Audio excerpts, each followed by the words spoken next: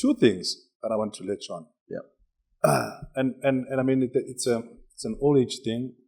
Why is it necessary to have or to encourage diversity? And then the second thing, which is, because when I was reading your book, and then you started talking about AI, and it's a talk of town now. Everybody's AI. But I find it interesting that you talk about AI as a mechanism or as a vehicle through which we can hold the advertising agencies accountable when it comes to transformation. Yeah. Do you want to elaborate on this? Sure. Shall I start with the diversity question? Yeah, the diversity. Okay. Diversity. So, I mean, it goes without saying that the data is the data, and lots of research that's been conducted to understand diversity and the correlation to high-performance businesses. So there's a direct correlation. And my lived experience of that is, in my previous life when I worked for Facebook, we struggled with launching products quick enough to market. And the one team that used to beat us at doing that was the Google product team. And for the longest time, no one really could understand why Google would ideate quicker, get to market quicker, and launch better products, right? It was frustrating at the time.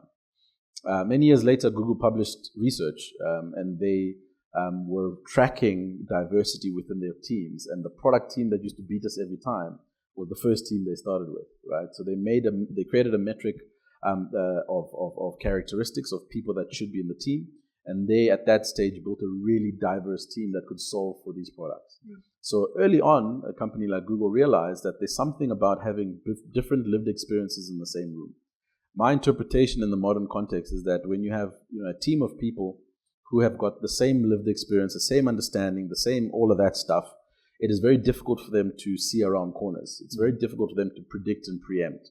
But when you have people that are fundamentally different from one another, I believe it creates a third eye for the team. So you've got everyone in the team have got eyes, but the collective experience and understanding and knowledge create a third eye. And that third eye is what gives you the ability to see around corners. According to research, you're able to drive up innovation by 20% by having a fundamentally more diverse team. You're able to manage risk down by 35% by having a fundamentally diverse team. So it becomes very obvious what the business case is for diversity. The question is, if it's so obvious what the value is of diversity, why is it so difficult to bring new voices around the table? Why is it so difficult to include young people in the conversation?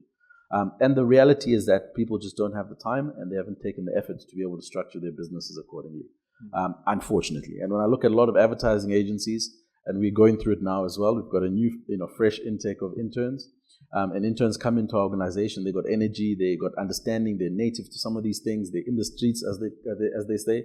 And you need to take that and you need to mold it into something productive. These days, people just don't have time. Businesses are not set up that way. In a previous era of the South African economy, we were very much about apprenticeship, right? Apprenticeship was an important process of getting into a productive work environment. In marketing and communication, we've never had that as a premise. And if it was happening very informally and to a very small group of people. So I think that helps us to be able to become more diverse if we're mindful of the problem that we're solving. Because I think we just tick on and we don't really address it. So for me, that's why diversity is important. Cool. So your second point around technology and holding agencies more accountable. There's what we call performative behavior in agencies. Performative. Yeah, agencies are really good at that, right? Showing up like they are transformed, showing up like they've got digital capabilities, showing up like they understand what your consumer. Agencies have become really good at that, right? So at face value, you could look at an agency and think, this is the best thing since sliced bread. Meanwhile, back at the ranch, thin on capability, non-committal to transformation, and not actually involved in anything meaningful. And where I think technology can be interesting is that using all the data that is available on the internet and the World Wide Web, you can use AI and automation to try and identify what the key signals of organizations that are truly transforming are doing.